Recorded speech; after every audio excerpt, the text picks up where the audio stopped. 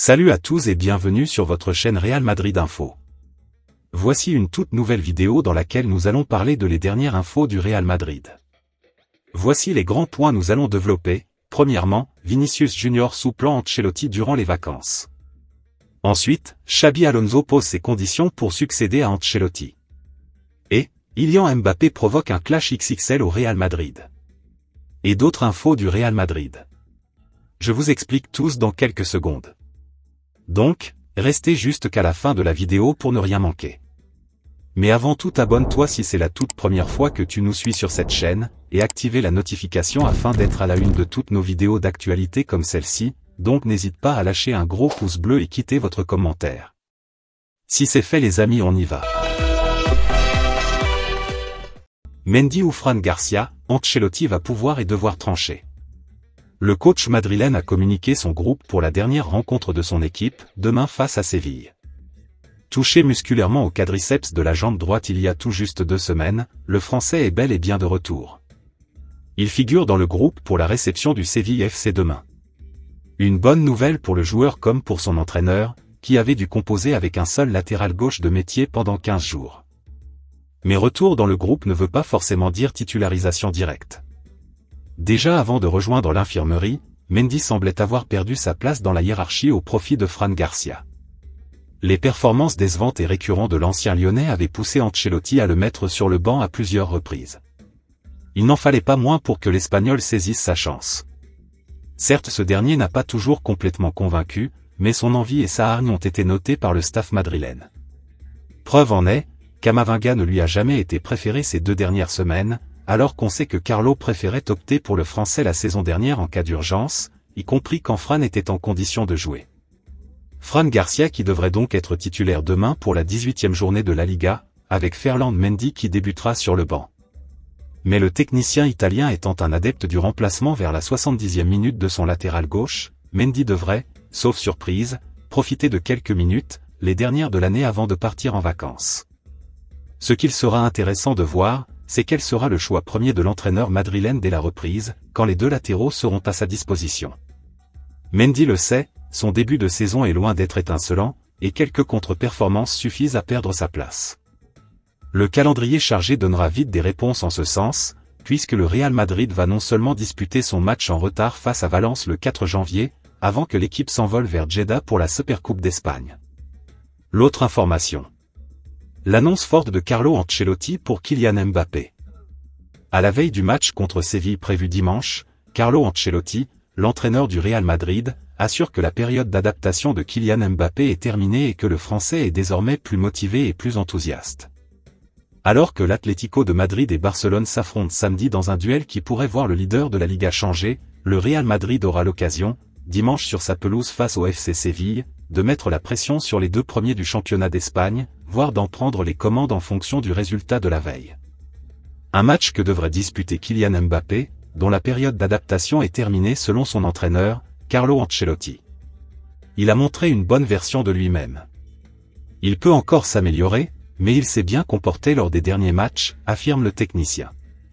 Remis de sa petite blessure, Kylian Mbappé semble, aux yeux d'Ancelotti, plus motivé, plus enthousiaste. Il est heureux d'être ici. Je pense donc que cette période, dont il avait évidemment besoin parce que tout le monde en a besoin, est terminée, a souligné l'Italien. L'autre information.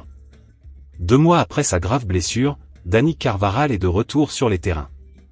Dani Carvajal foule déjà les pelouses après sa grave blessure. Qui doutait de Dani Carvajal? Victime d'une rupture du ligament croisé antérieur, du ligament collatéral externe et du tendon poplité de la jambe droite le 5 octobre dernier, beaucoup n'auraient pas pensé voir l'Espagnol debout après plusieurs semaines. Mais c'était sans compter la mentalité de fer du joueur de 32 ans. Quasiment 2 mois et demi après sa blessure, Carvajal a été aperçu à la Ciudad Real Madrid en compagnie de Carlo Ancelotti et d'un préparateur physique lors d'un exercice de renforcement musculaire. Impressionnant que le joueur soit sur pied quand on sait la gravité de sa blessure. Nous ne savons pas encore quand le joueur sera apte à nouveau à refouler la pelouse avec les crampons. Beaucoup disaient qu'il allait mettre plus d'1 an avant de revenir. Mais le fait est que l'Espagnol est déjà sur pied pour réaliser des exercices de réhabilitation. L'autre information. Mercato, le Real Madrid attentif à la situation de ses joueurs en Serie A. Le Real Madrid ne devrait pas recruter lors de la prochaine fenêtre de transfert cet hiver, mais il reste attentif à l'évolution de ses joueurs repérés, notamment ceux avec lesquels il garde une option de rachat. Une année de plus, le Real Madrid n'a pas été épargné par les blessures en tout genre, que ce soit musculaires ou bien plus graves, comme les ligaments croisés. Une situation qui n'a fait qu'agiter la presse espagnole et internationale, expliquant que le board madrilène était de plus en plus chaud pour se positionner lors du mercato hivernal, notamment pour pallier la blessure de Dani Carvajal.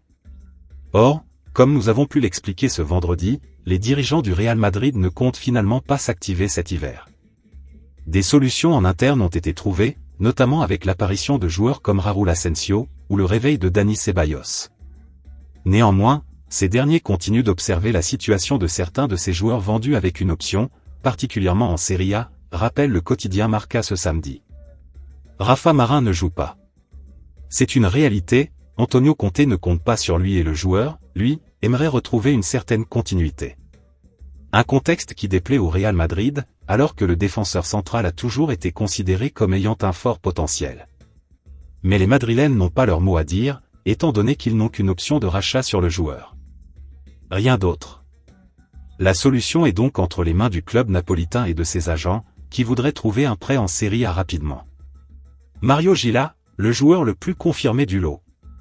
Le défenseur espagnol est à la Lazio depuis 3 saisons maintenant et s'est imposé comme un joueur important de son club.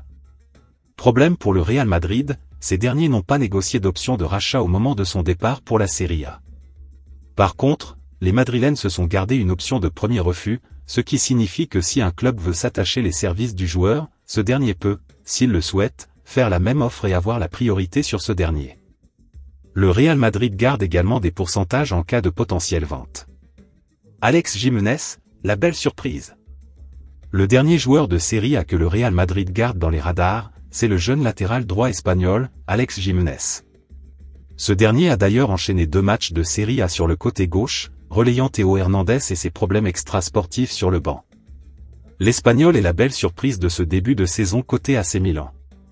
Et le Real Madrid, lui, a été très intelligent au moment de le vendre pour 5 millions d'euros au Lombard. Ce dernier s'est gardé une option de rachat, une option de premier refus, et de jouer un rôle majeur en cas de vente à un autre club. En d'autres termes, recevoir de beaux pourcentages. Sacré mouvement, mais s'il explose, pourquoi pas le récupérer au regard des problèmes connus dans le couloir droit? Ce n'est qu'une question, pas une information. L'autre information. Vinicius Junior sous plan Ancelotti durant les vacances avec des jours extra. L'attaquant brésilien du Real Madrid, Vinicius Junior, ne sera pas disponible pour le match face à Séville dimanche au Santiago Bernabéu. Ce sont bientôt les fêtes de Noël pour l'effectif du Real Madrid, à part pour Vinicius Junior.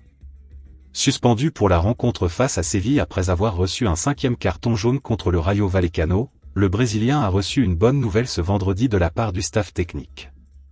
En effet, ce dernier lui a accordé des vacances extra, explique le quotidien Relevo ce samedi, le numéro 7 du Real Madrid ayant été autorisé à ne pas s'entraîner ce vendredi.